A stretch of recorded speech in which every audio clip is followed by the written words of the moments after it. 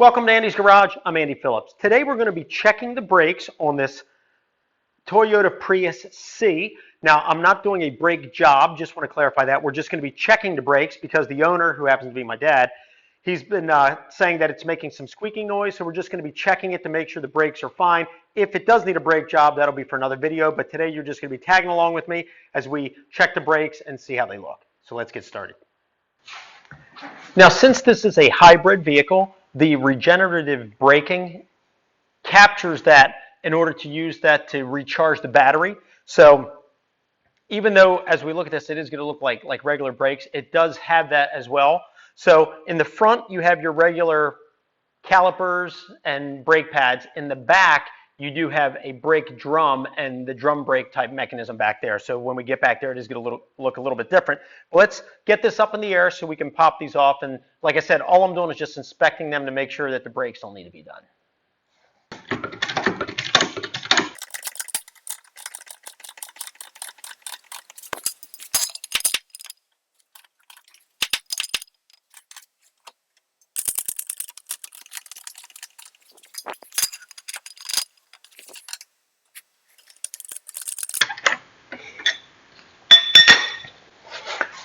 So we have everything up in the air because I'm going to do one side at a time. We have it on jack stands, as you saw me put in place. You never want to rely strictly on the jack, especially if you're going to be going under the vehicle. So we have the jack stands in place, have it up in the air. I'm going to get my impact wrench so we can pop these off and then start looking at it. Now to remove it, I'm just going to use my cheap Chicago Electric impact wrench that I picked up at Harbor Freight years ago. Every time I use it in videos, people comment how they're junk. However, for me, I don't know, maybe they're not using it properly. I've had this thing for years. I've used it for removing lug nuts, axle nuts, all kinds of things. I do have a pneumatic one that's a lot stronger for more, tighter situations, but this thing works great. If you want to see a product review I did years ago, I'll have a link across the top, also down in the description. It's not a bad idea to pick one of these up if you don't have it in your budget to get the air compressor and pneumatic or a high-powered electric one or anything like that. So let's go ahead and do it.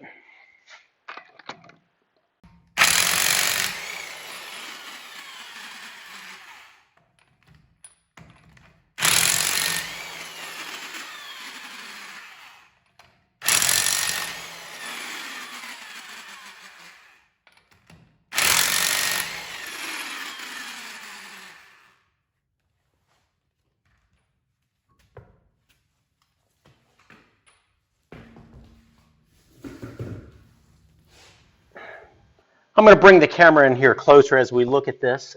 These front ones look good, at least on this side. Rotors look good as well. But let me bring the camera in here close. We'll take a look at it. If we come up here, you can see the rotors look nice. You can see also, right, clean that up. Got a lot still on there, probably about 1/4 of an inch here on the outside. Let's check the inside one.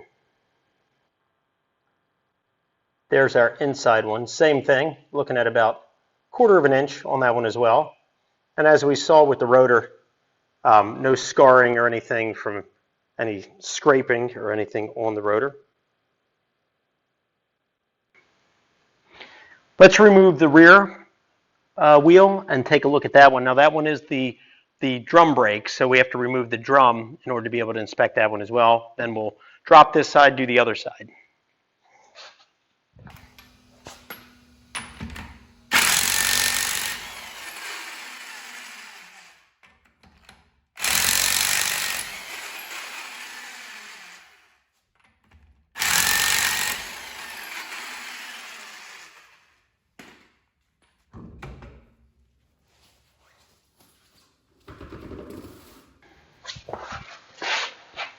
You can see the difference because that one has the, you have the rotor, the caliper, the brake pads. This one here, this is your brake drum. And then inside of it, you've got your brakes and springs, all that stuff that goes inside of it with the brake shoes. So I'm going to release the emergency brake so that way we don't have pressure against it. So that way, may have to come in through the back. Also, there's a, you have a little adjuster so I can back off some of the pressure on this drum so we can slide it off. But I'm going to go ahead and disengage the brake and then we'll be back.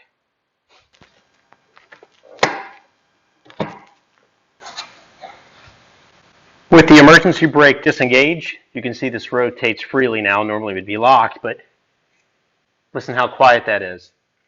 In the past, when I've dealt with drum brakes that are going bad and you rotate it like that, you'll either hear loose debris in there if it's breaking apart with all the hardware components it has, or you'll hear the metal of the brake shoe scraping inside the drum. This one's quiet, so I don't think there's any issues with it, but we'll open it up anyway just to make sure.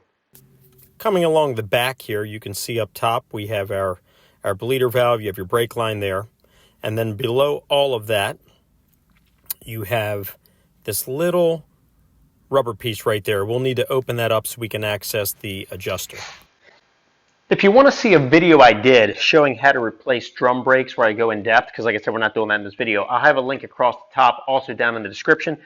If you haven't done them before, they're a lot different than your traditional just brake pads, putting them on the caliper, things like that, because you have the different springs and tensions and things that you need to set. You can check that out in that video where I go more in depth. But I'm going to back this one off. I'm not going to show us doing it, and then we'll pop this off to inspect the brakes.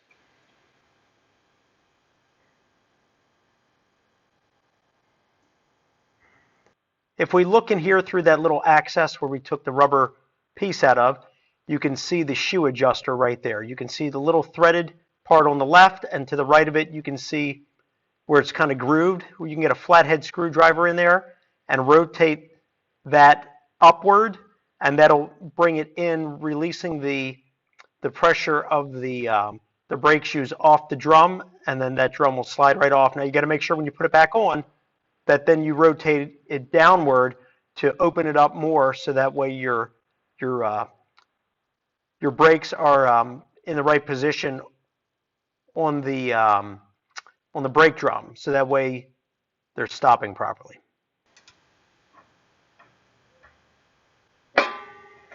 There we go. You can see it rotating. That's what you want to do.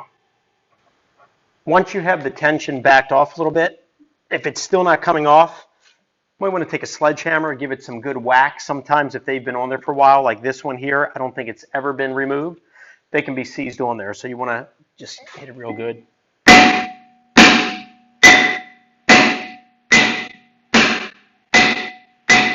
Just to loosen it up. There we go. It's loosening up a little bit.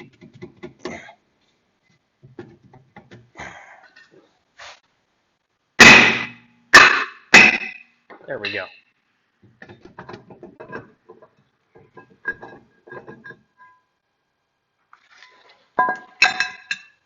These brakes look very good as well. Actually, looks very nice in here, very clean. Let me get a close-up. No rust or corrosion. I've worked on some where they're really bad. Still have a lot of brakes there on the shoes. Looks good.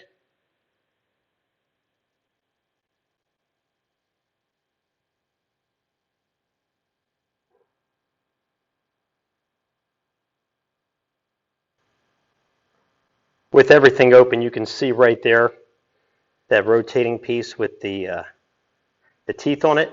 That is the shoe adjuster that we were rotating from the back with the flathead screwdriver. And basically what that does is that will push out on the shoes and put it against the drum to tighten it. Then you have up top here, you have your wheel cylinder, and then obviously these are your shoes here. And then this is your hub. I think it's the hub bearing assembly. I think it's all in one. Yeah, you can see where it's bolted on there to the back.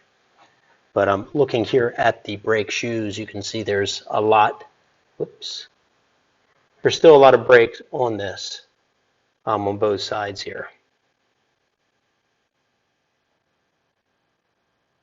So these brakes are good. Everything looks great in here. So I'm going to put the drum back on, and then I'm going to go in the back and adjust that back to where it needed to be, put the little rubber door back on, and then we'll put the wheels back on this side, and then we'll check the other side.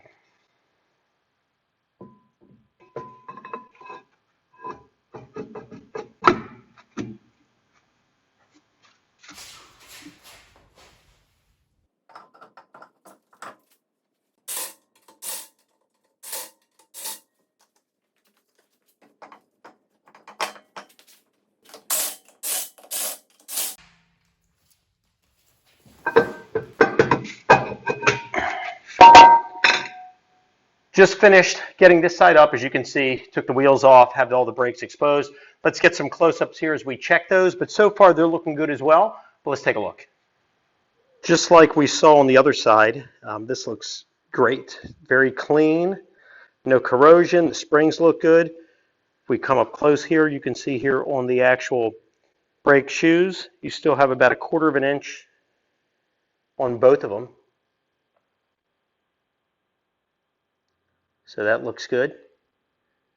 All the springs and everything look nice. A lot different than what I'm used to seeing when I open up drum brakes. Usually the hardware is all rusted or falling apart and everything's a mess, but this looks great. Let's look at the front.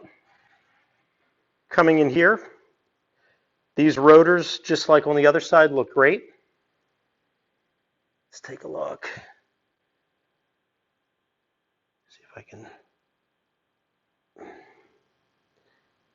There's our brake pad. Let's see if I can. There we go. Have about 1/4 of an inch on this one as well, like we had on the other side. See if I can get it clearer for you to see. There you go. But let's look on the inside one as well. Come down here. And you can see it right there. About 1/4 of an inch as well. So these look good. All 4 wheels have been checked, as we saw already. Your 2 front brakes, which are the just the brake pads on the calipers, they look good. You got about 1/4 of an inch. Rotors look great. On the back where you have the drum brakes, the brake shoes had a lot of life on them as well.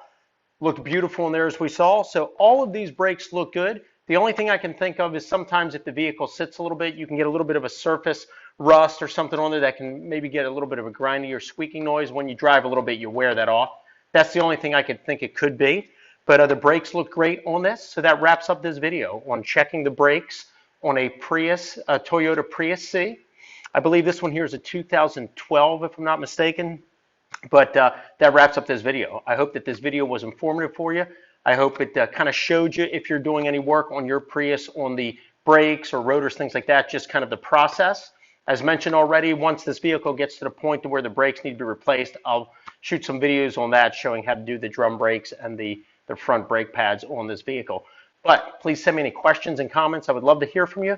And as always, I appreciate all the support. Please like the video, subscribe to my channel. I'll see you next time.